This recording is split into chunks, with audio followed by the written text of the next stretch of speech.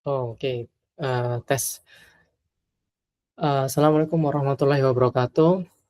Untuk pertemuan hari ini untuk IoT matematika, saya akan bahas ya tentang materi dari big data. Nah, ini sebenarnya pertemuan ke-5 karena kemarin pertemuan ke-5 itu diisi dengan, PMC dan juga SWOT analisis. Nah, ini, sebenarnya kita akan bahas untuk, big data dan juga aplikasi pada IoT. Nah, untuk saat ini kita akan bahas untuk big data itu kan. Nah, sebenarnya big data itu apa dan juga apa kepentingannya dengan IoT ini gitu kan. Kalau misalnya kalian sudah, nangkep ya pertemuan-pertemuan sebelumnya, jadi IoT itu dia menangkap, eee, apa namanya, nilai-nilai sensor-sensor itu kan. Nah, sensor itu kalau misalnya real time terus, dia akan streaming processing, dia akan, mempunyai banyak data yang bisa didapatkan polanya gitu. Nah, ketika kita sudah dapat polanya, kita bisa, lebih mudah untuk, mengolahnya untuk menjadi sebuah insight gitu. Insight ini maksudnya, kalian bisa, melakukan yang namanya otomatisasi dan segala macamnya, karena kalian sudah punya, knowledge dari database-nya yang sudah kalian ambil, begitu. Nah, ini kalau kalian lihat di dalam gambar ini, tentang big data gitu kan. Nah, ini merupakan tampilan, word cloud ya, word cloud yang, beririsan dengan big data itu apa aja sih kata-katanya. Nah, ada big data, ada processing, ada volume, ada decision gitu kan. Oh, ternyata ada juga storage, ada variety, velocity. Nah, itu semua yang berkaitan erat dengan yang namanya big data gitu. Oke. Nah, outline materi hari ini nanti kita akan membahas, latar belakang pada big data, pengertiannya untuk big data sendiri, dan juga data pipeline big data dan visualisasi data. Nah, kita ke latar belakang dulu gitu kan. Nah, mungkin kalau kalian inget ya, di pertemuan, sebelumnya itu saya sempat bilang itu kan, data itu merupakan gold ya. Malah sebenarnya data itu lebih penting, lebih apa namanya, lebih berharga dibandingkan emas gitu. Nah, di sini data is the new gold gitu ya. Data itu Data itu dia akan, mempunyai yang namanya insight. Jadi kenapa sih data itu emas? Karena kalau kita sudah punya data yang banyak dan kita bisa untuk mengelolanya gitu kan. Kita kelola itu, kemudian kita bisa mendapatkan informasi yang lebih dibandingkan emas. Misalnya kita, punya data tentang, behavior dari customer gitu kan. Nah, kita punya beberapa behavior dari customer untuk seluruh, dunia gitu kan. Di mana kalau misalnya Indonesia dia kecenderungannya seperti ini, kemudian kalau misalnya di Malaysia, di Australia seperti ini. Nah, kita dapat polanya dan kita coba untuk membuat suatu produk yang kita pasarkan bukan dari Indonesia aja, tapi sudah, ekspor ke mancanegara gitu. Nah, kalau kita sudah punya polanya, kita sudah punya data yang, produk yang bisa untuk kita jual. Nah, jadi dia akan lebih berharga dibandingkan emas. Jadi untuk keuntungannya, dia akan, bisa lebih berlipat-lipat ganda dibandingkan emas, gitu. Makanya data itu merupakan, sesuatu yang sangat penting, apalagi semuanya itu sudah, terkoneksi dengan internet, untuk data-data itu sudah gampang untuk didapatkan, gitu. Nah Nah ini, dalam era digital ini, terjadi adanya ledakan data akibat penggunaan berbagai aplikasi dalam akses data. Misal kalian itu menggunakan aplikasi sosial media Instagram atau WhatsApp gitu kan. Kalau WhatsApp mungkin ada enkripsi end to end-nya ya. Tapi kalau misalnya ada nih kalian ngepost sesuatu Instagram, dan algoritma itu akan membacanya gitu kan, dan ada interaksi di situ. Nah, itu akan, kita seolah-olah itu mengirimkan sebuah informasi yang memang, dan juga kita kalau misalnya mau melihat sesuatu, kita bisa untuk respons, artinya di situ ada komunikasi antara user dan juga sistemnya ini, "Oh, saya suka ini suka ini suka ini." Nah, dia akan mendapatkan sebuah pola yang terbentuk dari, kebiasaan dari manusia itu, gitu. dan Google memproses lebih dari 24 petabyte data per hari. Ini sangat besar banget ya, sangat besar banget. Nah, byte data tersebut itu dihasilkan dari berbagai proses akses data, baik data teks, gambar, suara, maupun streaming. Nah, tentunya kalian tahu itu kan, data yang teks itu seperti apa, berarti kan kalian membaca berita itu merupakan data teks, dan kalau misalnya gambar, ya ada gambar di situ, gambarnya itu juga bisa didapatkan dari, Instagram, TikTok, segala macamnya. Nah, suara pun juga sama, maupun streaming, streaming dari YouTube, streaming dari Instagram, TikTok. Nah, itu merupakan, live streaming yang saat ini sudah banyak platform-platform yang memang, mengadopsi streaming itu untuk berjualan dan segala macamnya, gitu. Nah, sehingga di sini diperlukan sebuah revolusi dan transformasi baru untuk menanggulangi kebutuhan akses data tersebut, gitu. Semua sudah mengalir ke internet, database, kemudian ini ada ketersediaan data itu sudah sangat banyak sekali, itu kalau misalnya kita tidak bisa untuk mengelolanya gitu kan, mengelolanya, kita, seolah-olah mengabaikan keuntungan yang lebih besar di, situ gitu. Jadi polanya itu harus kita dapatkan untuk bisa mendapatkan, lebih dari, yang sebelumnya gitu. Nah, ini jadi, latar belakangnya adanya big data itu karena tadi selain, Google itu merilis 24 petabyte data itu, setiap harinya. Nah, di sini ada misal 2,9 juta email itu dikirimkan every second. Setiap detik tuh ada 2.900.000 email. Nah, kemudian ada data consumed by household, ya. Setiap hari ada 375 megabyte. Kemudian video upload YouTube setiap menit itu 2 jam, 20 jam. Nah, itu sangat banyak banget ini ya. Dan ini ada YouTube, ada Google yang diakses, kemudian ada Twitter per hari, kemudian ada Facebook, kemudian ada, eee, data send and receive by mobile internet user, dan banyak lagi marketplace dan segala macamnya itu semua sudah, terkoneksi, kita tersentralisasi, ada data yang bisa di, amount-nya, jumlahnya itu yang sangat besar banget, yang ledakan data namanya itu kan, ledakan data. Jadi kita harusnya bisa untuk ambil, ambil bagian di situ, gitu. Kalau mungkin kalian ada, istilah yang namanya big data ya, big data itu mungkin datanya itu bukan data yang bisa kita akses gitu kan, karena di situ ada term and condition-nya. Jadi memang kalau kalian memang bekerja di suatu perusahaan yang memang dia, basic-nya itu, bisa untuk menyimpan big data, nah kalian bisa ambil, dari situ gitu kan peruntukannya. Misal kalian, jadi, data analis, data scientist, nah begitu.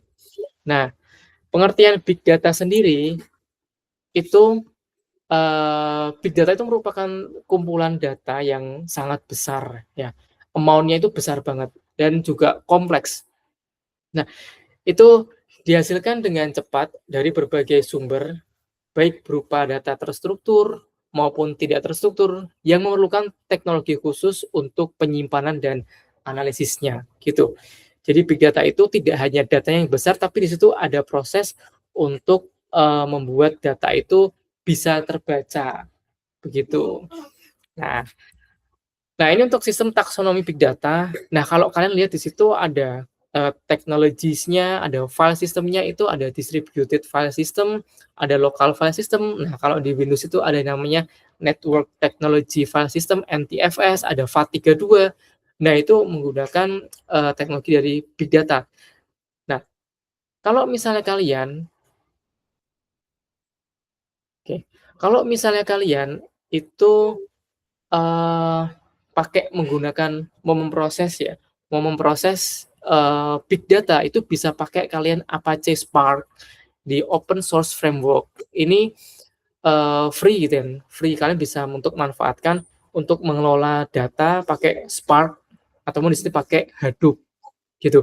Karena ketika kalian nantinya akan membuka, big data yang jumlahnya besar banget, kalian baca data menggunakan Python itu sangat lama banget. Mungkin kalau misalnya perbandingannya ya, misal 1 juta data itu dibuka ya, pandas.read, read apa? Read untuk file ini gitu kan, di Python, 1 juta data. Nah itu butuh, sepersekian menit gitu kan.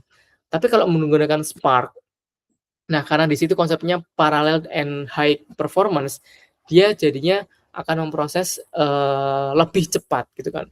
Sepersekian detik dia akan, berhasil gitu kan, untuk membaca data itu. Nah, security-nya, kemudian ada programming modelnya. Nah, nanti ada analitiknya, di sini ada text analytic, memory analytic, web mining, video analytic, predictive analysis. Nah, ini yang bisa dianalisis dari, big data itu. Nah, untuk tipe-tipenya nanti ada juga, nanti kita pelajari tentang, 5V gitu kan ya. Ada velocity, variety, ada volume, ada veracity. Nah, itu semua yang, ada di dalam big data itu, gitu. Nah, pun juga ada untuk yang data dimension-nya ya, jenis-jenis data itu nanti ada structure, unstructure, dan juga semi structure. Nanti akan kita bahas ya di, next ini. Nah, ini ada 5V of data ya. Nah, pertama ada volume, sudah jelas itu kan kalau misalnya big data, berarti di situ volumenya itu, nggak biasa nih. Di situ ada, lonjakan data, ada data yang sangat besar, makanya volumenya itu sangat besar sekali gitu kan. Kalau ditanya sebenarnya volume minimal untuk dikatakan big data itu berapa, tidak ada ukurannya gitu. Jadi emang di sini memang, untuk jumlah datanya itu yang, sangat banyak gitu kan. Nah, terus, di situ ada apa? Di situ ada yang namanya variety gitu kan. Nah, variety itu diversity of data gitu. Jadi itu merupakan salah satu karakteristik dari big data juga, mengacu pada, banyaknya jenis data yang tersedia gitu. Jadi umumnya tipe data tradisional itu terstruktur, cocok dengan, database relasional. Nah, kalau misalnya, muncul nih big data nih, data itu hadir dalam tipe baru yang tidak terstruktur. Contohnya data image itu tidak terstruktur, data teks itu tidak terstruktur. Nah, video pun juga sama, video itu dari beberapa frame ya, beberapa frame, makanya, banyak campuran-campuran atau jenis-jenis data itu yang harus diproses. Kalau kita memproses data yang terstruktur gampang gitu kan, langsung masuk database oke. Tapi kalau datanya itu tidak terstruktur, kita harus, membuat polanya itu kan untuk membaca data itu agar dimengerti oleh sistem, gitu. Nah, terus ada juga di situ velocity ya. Nah, velocity itu merupakan, kecepatan dari data itu. Jadi kecepatan data itu dihasilkan dan harus diproses serta dianalisis. Nah, umumnya data dengan kecepatan akan diperbarui secara real time atau hampir real time gitu. Kenapa hampir real time? Karena, di situ, ada apa, eee, waktunya ya, waktu untuk memproses secara real time-nya ini, gitu. Nah, kecepatan data itu penting. Nah, karena analisis big data itu semakin berkembang menjadi kalau kalian tahu ada machine learning, nah pembelajaran mesin atau yang namanya kecerdasan buatan, artificial intelligence. Nah, di sana, proses analitisnya secara otomatis menemukan pola dalam data dan menggunakan untuk menghasilkan sebuah insight atau wawasan, gitu. Jadi sudah kalian kalau misalnya diperlihatkan, banyak data suruh, menangkap kira-kira kalau saya ada 1 juta data, ini maksud datanya itu apa sih gitu kan. Nah, kalian akan kesusahan itu kan, kesusahan untuk membaca polanya karena kalian nggak mempelajari satu persatu dan pusing itu kan untuk mempelajari pola secara manual. Nah, makanya, dari ketersediaan banyaknya data itu diproses oleh machine learning ataupun AI itu untuk mendapatkan yang namanya pola dari data itu, gitu. Jadi adanya, report secara otomatis yaitu karena, dari deep learning itu bisa untuk, mendapatkan pola yang tersedia di data itu, big data. Nah, kemudian veracity. Nah, veracity ini akurasi dari data. Jadi kalian kalau misalnya punya sebuah data, nah data itu, kalian modelkan, kalian modelnya itu kalian gunakan untuk melakukan prediksi. Nah, prediksi itu harus ada justifikasinya, kira-kira model yang dibuat itu sudah bagus atau tidak. Nah, makanya ada yang namanya akurasi dari data itu. Jadi semakin tinggi akurasinya, semakin dia bisa untuk mendeteksi pola yang ada. Gitu. Kemudian yang terakhir value, worth of data ini gitu kan. Jadi value itu merujuk pada nilai gitu kan atau manfaatnya yang diperoleh setelah data itu dianalisis. Kalian sudah menganalisis, kemudian kalian bisa untuk mendapatkan manfaat apa sih dari hasil analisisnya. Jadi ini sangat penting, kalian bisa bisa memodelkan, data yang banyak sebanyak itu, kemudian apa yang kalian dapat, "Oh ternyata hasil penjualan saya tuh meningkat." Nah, itu merupakan value dari data. Jadi, wawasan itu sangat berharga sekali dengan untuk mendukung pengambilan keputusan lebih efektif dan, lebih strategis juga, gitu. Nah, ini untuk jenis-jenis, data. Nah, tipe-tipenya di sini ada apa sih? Structure. Structure itu, misal di dalam, kalau kalian itu baca di file Excel, nah ada nama itu kolomnya ya, kolom nama isinya nama-nama kalian, satu satu prodi gitu kan. Kemudian ada NIM, isinya NIM-NIM satu prodi kalian, dan lain-lain, alamat, IPK, terus kemudian ambil mata kuliahnya apa aja. Nah, itu terstruktur. Terstruktur ke kolom-kolom yang ada. Jadi, itu dipetakannya gampang, mudah gitu. Nah, sedangkan ternyata, ada yang namanya variety gitu kan, ada diversity of data. Ternyata ada data yang juga unstructured, kayak misalnya image ya. Image itu tidak, unstructured karena kalau kalian zoom, di situ, komponen utamanya pembuatan image itu yang namanya pixel. Jadi pixel itu akan menyusun warna-warna yang ada untuk menghasilkan gambar yang ada gitu kan. Nah, sedangkan gambar-gambar itu kalau kalian ambil datanya itu banyak sekali, tipe-tipenya, apa, ukurannya gitu. Bisa aja ukurannya, 720 kali berapa gitu kan, kali 720 kali 720, misal persegi gitu kan. Ternyata ada juga yang full HD gitu kan, ada yang 4K. Nah, itu, tidak terstruktur gitu. Jadi dikategorikan menjadi pixel-pixel gitu kan, pixel-pixel. Nah, sedangkan ada juga yang namanya semi structure. Nah, kalau, kalian develop sebuah web nih, nah ada penggabungan antara file yang structure, itu sudah ada kolom-kolomnya, dan juga ternyata di dalam kolomnya itu ada data yang unstructure kayak teks panjang gitu kan, teks panjang ini, terus kemudian ada image-nya juga gitu kan. Nah, berarti ada campuran antara data yang semi structure dan juga sorry, data yang structure dan juga data unstructure. Nah, ini untuk big data challenges. Nah, ada, 5 major big data challenges, and ways to solve them gitu kan. Nah, data itu dari berbagai sumber yang tersimpan dalam platform yang berbeda.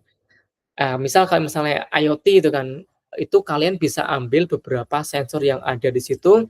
Nah, sumbernya itu beda-beda, macam-macam gitu kan. Oh, kalian ambil dari BMKG, oh, kalian ambil dari, yang lainnya gitu.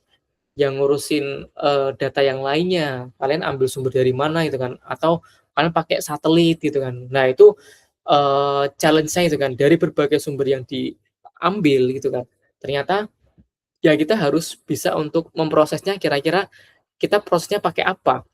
Kalau datanya itu tentang citra satelit, nah kita harus olah itu, menggunakan citra gitu kan. Ternyata kalau misalnya datanya itu tentang, sensor, nah itu datanya berarti sudah terstruktur. Ini sensornya tuh mau ngambil sensor apa gitu. Oh ternyata ada untuk menghitung suhu, oh untuk menghitung kelembapan. Nah kita bisa masukkan di situ. Nah kemudian challenge yang lainnya adalah mengklasifikasikan data yang berkualitas. Nah, ini untuk challenge-nya kita membuat sebuah model, itu tentang, caranya untuk mendapatkan data itu sendiri, gitu. Jadi nanti kalian akan yang namanya mengklasifikasikan, sebelum mengklasifikasikan, kalian harus punya, data supervise-nya gitu kan. Di dalam data yang kalian training gitu kan, kalian latih, datanya itu kalian latih, kalian harus sudah ada data yang berlabel. Artinya data itu sudah kalian klasifikasikan sebelumnya, kemudian kalian membuat model training itu. Nah, itu untuk mengidentifikasi data yang belum pernah di-training atau kita sebut sebagai data testing-nya, begitu. Nah, itu susah gitu kan, susah untuk, ternyata kelasnya itu ada 3 nih. Nah, ada 3 itu harus sama semua, paling enggak persebaran untuk label kelasnya itu harus sama semua. Misal ternyata kalian harus ambil data tentang, kelasnya itu kelas, misalnya kalian mau mengklasifikasikan apakah ada deforestasi gitu kan, itu pakai citra satelit, kalian harus tahu nih data yang, deforestasi itu apa aja gitu kan. Terus yang masih hijau itu apa saja, nah itu harus diseimbangkan, harus balance gitu. Nah, kemudian yang ketiga, kurangnya jumlah karyawan yang memiliki kemampuan untuk menganalisis data, gitu. Nah, itu jadi, challenge juga ya. Jadi, kalau yang menganalisa atau yang disebut sebagai data analis gitu kan, nah, itu harus memang, punya kepekaan terhadap, sensitivitas dari data itu sendiri. Jadi harus tahu, "Oh ini kita bisa untuk modifikasi ini," gitu kan. "Oh kita bisa untuk, lakukan yang namanya pre-processing sebelum data itu diproses agar lebih, benar dalam kita mendapatkan modelnya," gitu. Nah, big data challenge yang berikutnya itu ada membutuhkan banyak biaya. Nah, karena data itu sangat besar gitu kan, kemudian kita butuh pemrosesan yang sangat oke juga gitu kan, pakai GPU. Jadi pemrosesannya itu, kalau kalian memproses data yang image, itu bakal berat banget ya, butuh biaya banyak banget untuk menghasilkan sebuah model prediksi di situ. Nah, terus masalah skalabilitas. Nah, ini masalah, untuk kalau misalnya big data makin hari makin data itu makin banyak gitu kan. Jadi kalian harus bisa untuk membuat yang namanya pipeline gitu kan.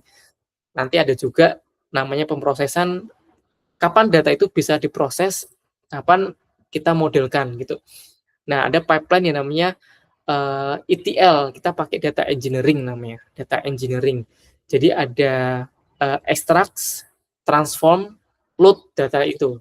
ETL atau ELT itu sama aja, extract, load, kemudian transform. Nah, itu tergantung dengan,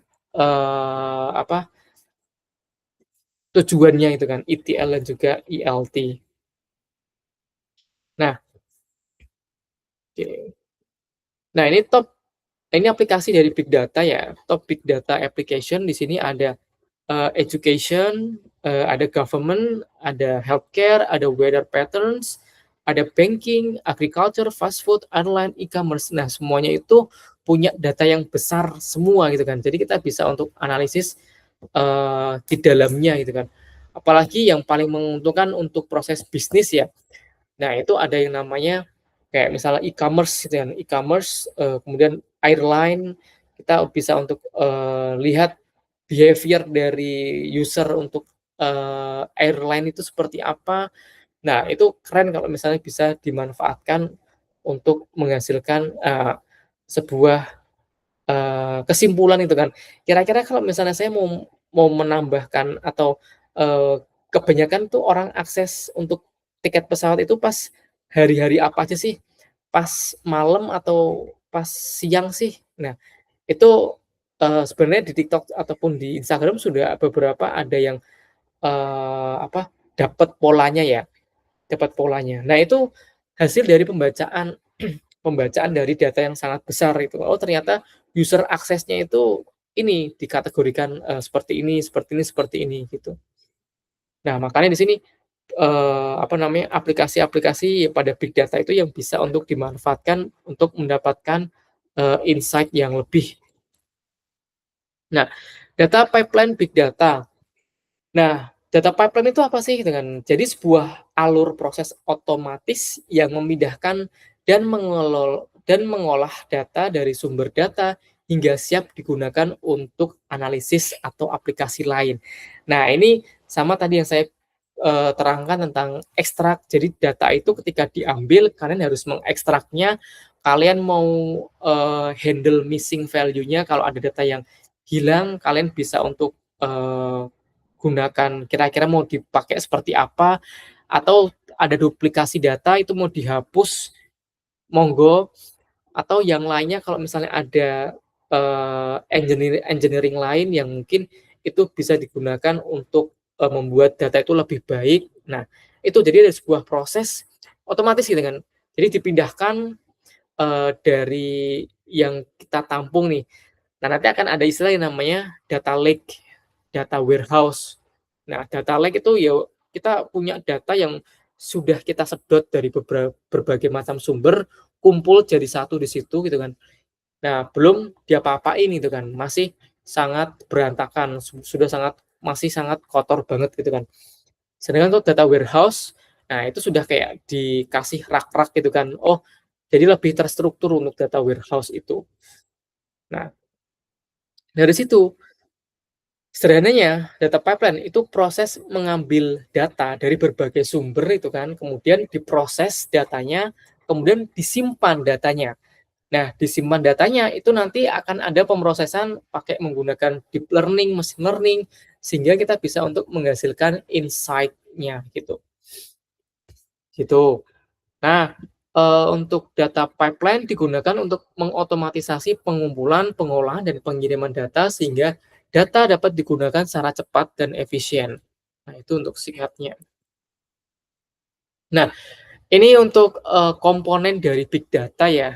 Nah, ini saya ambil dari The Knowledge Academy. Nah, ada yang namanya data ingestion gitu kan. Di situ proses untuk pengumpulan data dari berbagai sumber seperti database, API. Oh, kalian ambil API dari ChatGPT, OpenAI itu kan. OpenAI kalian ambil. Oh, kalian ambil API dari BMKG.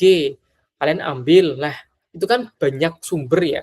Nah, ketika jadi satu, kalian punya database sendiri untuk memprosesnya. Nah, itu harus disesuaikan gitu kan. Dimasukkan ke dalam sebuah data pipeline. Sensor semua masukin ke dalam data pipeline. Nah, kemudian data storage. Nah, setelah kalian ambil datanya, itu kalian simpan data itu sebuah tadi ada data lake atau data warehouse gitu kan, atau distributed file system. Nah, ini penyimpanan setelah kalian mengambil data itu dari berbagai sumber gitu. Nah, tadi data lake intinya danau ya, data itu dimasukin ke dalam sebuah danau yang itu masih campur antara data yang terstruktur, tidak terstruktur, semi terstruktur. Nah, semuanya nyampur jadi satu di situ. Nah, ketika sudah kalian tampung dalam storage, nah ada yang namanya data processing. Nah, di situ proses pengolahan data melalui berbagai operasi untuk membersihkan dan mempersiapkan data sebelum dilakukan analisis, gitu. Nah, kemudian diproses gitu kan. Ada yang namanya data transformation. Jadi mengubah data ke format yang sesuai untuk analisis. Misalnya melalui agregasi, ada filtering, ada penggabungan data, hapus duplikasi. Nah, itu semuanya ditransform gitu. Disesuaikan agar mudah untuk kita mendapatkan insight-nya gitu. Jadi kalau misalnya kalian sudah punya data, itu masih kotor. Makanya data mentah gitu kan, atau raw datanya sebelum kalian melakukan, berbagai macam, proses ya, berbagai macam proses untuk membersihkan data, untuk, transform untuk bisa lebih dimengerti oleh sistem. Nah, itu banyak banget. Nah, kemudian ada data analysis gitu kan. Data analysis di situ tahap untuk menggunakan metode atau algoritma untuk menemukan pola, tren, insight dari data itu. Jadi pakai machine learning untuk mendapatkan polanya, itu semuanya bisa didapatkan di situ. Nah, yang terakhir data visualization. Nah, Data visualization itu untuk memudahkan kalian memahami persebaran dari datanya. Jadi misal ada sebuah 1 juta raw data, itu sangat banyak banget ya. Nah, itu kalau kalian mau, menyingkatnya kayak summarize dari 1 juta data itu divisualisasikan dalam bentuk entah itu diagram batang, diagram lingkaran, ataupun line chart.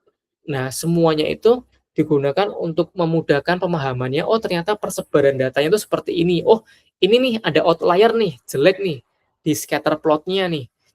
Nah, itu. Jadi ada beberapa, hal untuk memudahkan analisis, kita bisa untuk visualisasikan datanya dulu agar mudah dimengerti, gitu. Nah, ini untuk big data pipeline, tadi ada data sources, ada banyak ya, tipe dari data, structure, unstructured, dan juga, semi structure, kemudian di-ingest gitu kan, diambil datanya itu menggunakan, Naive gitu kan. Nah, storage-nya ada data lake, ada data warehouse, nah kita simpan ke dalam Hadoop HDFS, ya. Untuk melakukan processing, itu bisa menggunakan training, menggunakan machine learning. Nah, itu kalian bisa pakai Spark gitu ya. Spark ini ada, Hive ya, Hive, terus kemudian, di sini ada database juga di sini. Nah, dia akan memproses untuk menemukan pola yang ada dari data yang besar ini. Nah, kemudian untuk servicing bisa ditempatkan dalam bentuk data warehouse untuk keperluan nantinya melakukan analisis lebih lanjut, gitu. Nah, untuk visualisasi bisa pakai Tableau, bisa pakai, Excel pun juga sebenarnya bisa ya digunakan untuk visualisasi, gitu. Nah, significance, of big data pipeline gitu kan. Nah, di situ ada banyak nih, bisa untuk improve compliance ya, enhance agility, ada improve decision making, ada increase innovation, ada efficient data processing, ada improve data quality, increase data security, ada reduce cost. Nah, ini semuanya gitu kan, karena adanya big data gitu kan. Jadi dia bisa untuk menambahkan, kalau misalnya data yang kalian proses itu cuma sedikit, nah pola itu jadi kurang terbentuk padat gitu ya. Jadi bisa aja ada gap yang sangat jauh antara mendeskripsikan, "Oh, ini polanya hampir mirip dengan ini deh," gitu kan. Kalau di tengah-tengah, sistem kesulitan. Tapi kalau big data berarti datanya itu sudah padat, jadi dia sudah tahu nih untuk membedakan, oh yang masuk ke kelas A itu apa aja, yang masuk kelas B itu apa aja, jadi dia lebih detail untuk bisa mengklasifikasikannya gitu. Jadi dia bisa untuk improve decision making-nya. Jadi increase innovation, ya itu kan. Karena data itu bukan hanya orang informatika yang bisa gitu kan. Semua sumber gitu kan, ada datanya gitu kan. Kalau misalnya di politik gitu kan, walaupun, informatika nggak belajar politik, tapi kalau kita bisa mengubah atau bisa untuk, mendapatkan polanya, kita bisa dapat insight baru walaupun kita nggak terlalu mudeng yang namanya politik gitu kan. Tapi kita bisa untuk mengolahnya gitu kan. Jadi itu jadi increase innovation gitu kan. Jadi inovasinya jadi lebih untuk bisa, mendapatkan pola walaupun bukan di bidangnya sendiri gitu. Nah nah ini visualisasi data ada banyak gitu kan.